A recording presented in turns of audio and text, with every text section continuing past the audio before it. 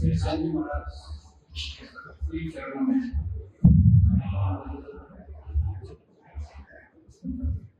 आज के कार्यक्रम में हमारे हुए अतिथिगण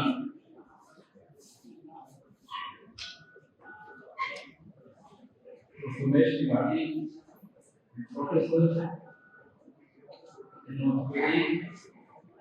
Dr. Ramsuru, Associate Professor Cardiology from Jaipur, Dr. Radheshan, Engineer, Sri Bhansivalaji Department, Chandra Kumar, मूल रूप से कोहली लेकिन हाल अहमदाबाद, प्रबोध बंदे मूल रूप से सर्वे हाल अहमदाबाद,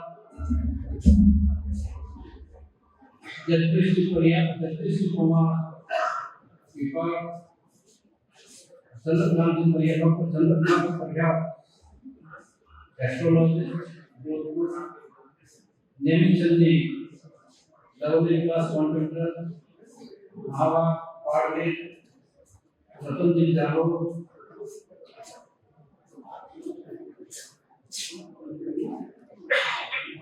किसी का नाम मुझे इस कार्यक्रम के आयोजक मणिकांत जी उनके संस्था के कार्यकारी सदस्य सैन समाज के प्रबोधक महाशक्ति विद्यार्थी सोसाइटी का एक छोटा कार्यक्रम है और चौथे कार्यक्रम में इन कार्यक्रमों में मुझे आने का सौभाग्य मिला।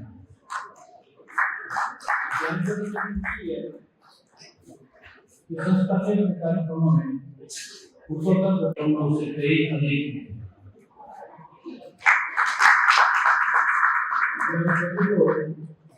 काफी बधाई देता हूँ जिन्होंने अपने शिक्षा में अध्ययन के दौरान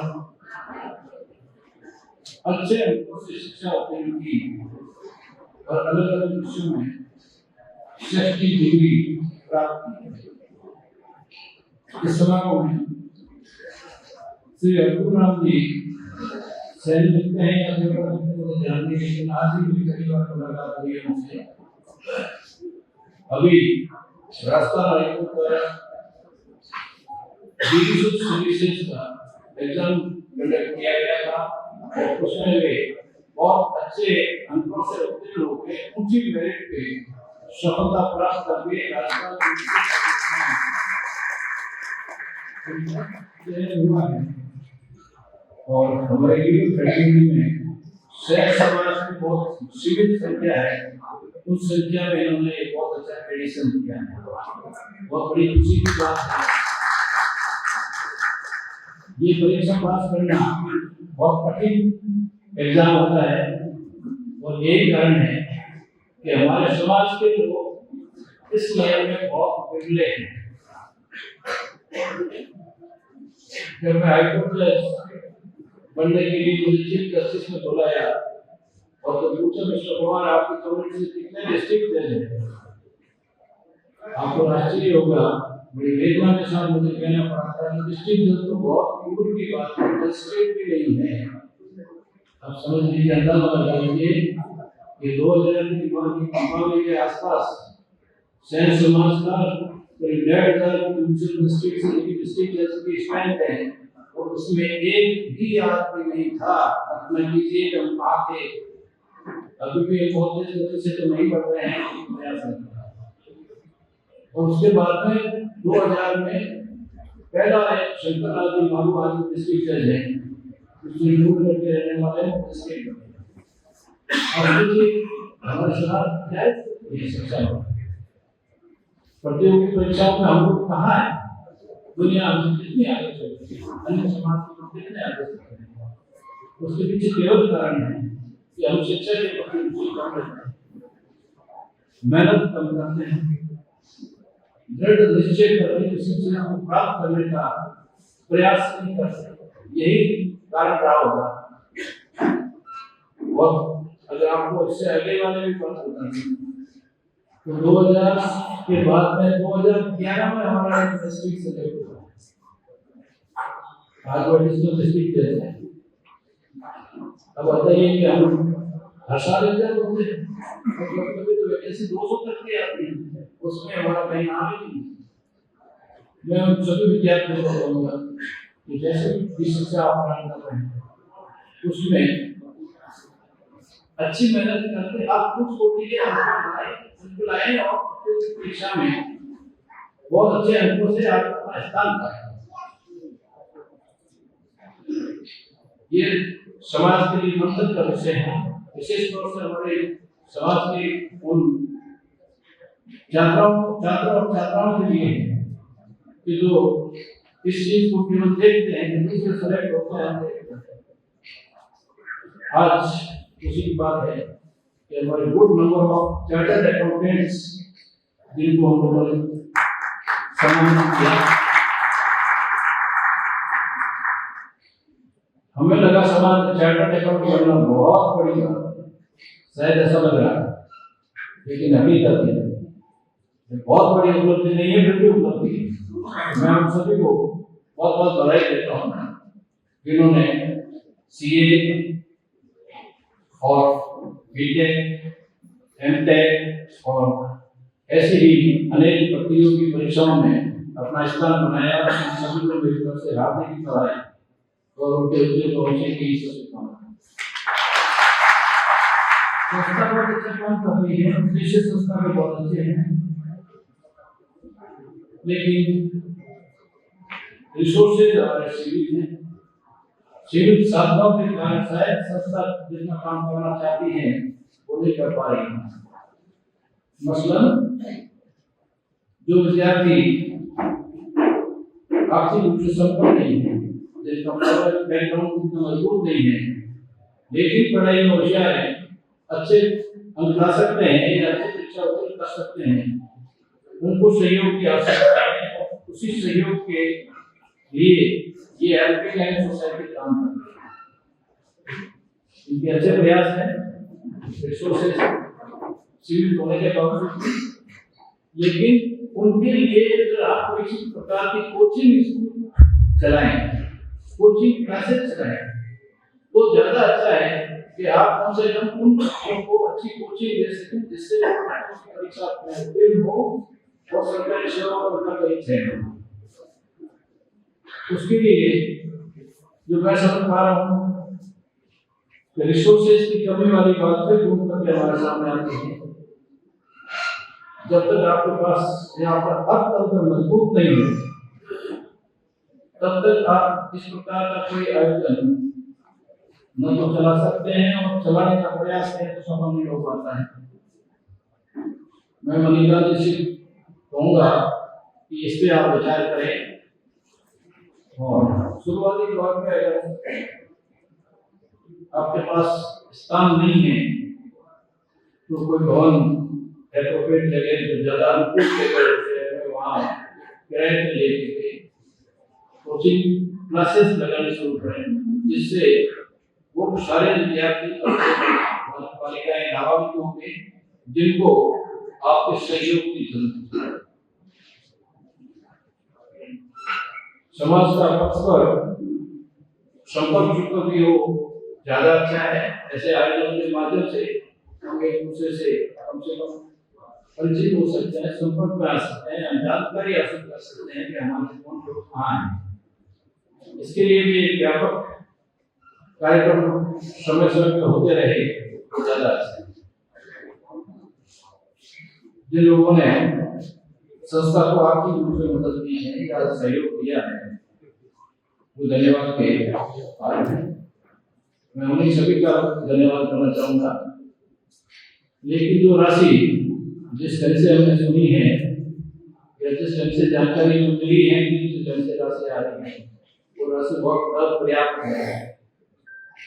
समाज के हम सभी लोगों से कहना चाहूंगा कि जो संपर्क साधन संपन्न है, अच्छी सहायता कर सकते हैं, समाज के भले के लिए, समाज के विकास के लिए, समाज के बच्चों को आगे बढ़ने का मौका देने के लिए थोड़ा दिल खोल करके सहयोग करें।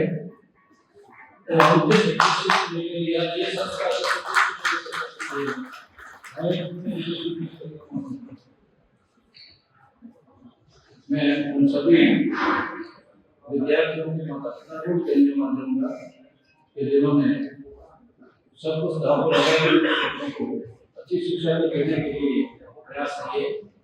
और एक सदन यहाँ आए जिसने सम्मानित किया, ये बताया गया कि उनकी बच्ची का सिलेक्शन सोनीपत हरियाणा में हुआ, क्योंकि वो अकेले बच्ची को शायद हो सकता नहीं रहना चाहते, वो खुद ही वहाँ हरियाणा सोनीपत चले गए और वहाँ उन्होंने रोजगार किया और उसी बच्ची को पढ़ाया और उसके बारे में उसी की बात ये है कि बड़े कंपनी में उसका सिलेक्शन हुआ।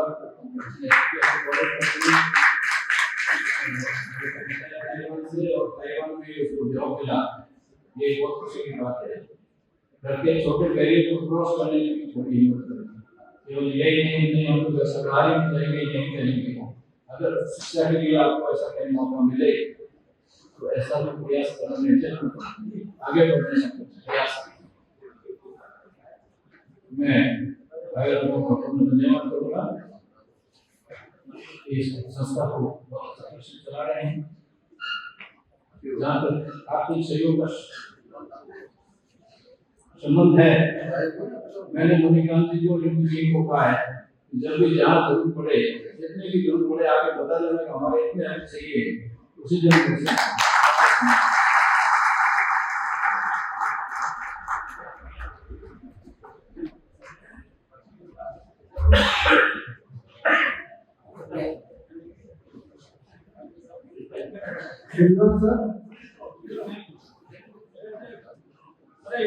आप सिर्फ कहते नहीं है, जैसा कहते हैं वैसा करते भी।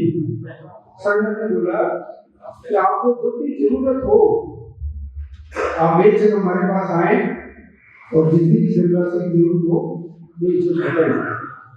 मैं आपको बताना चाहूँगा कि अभी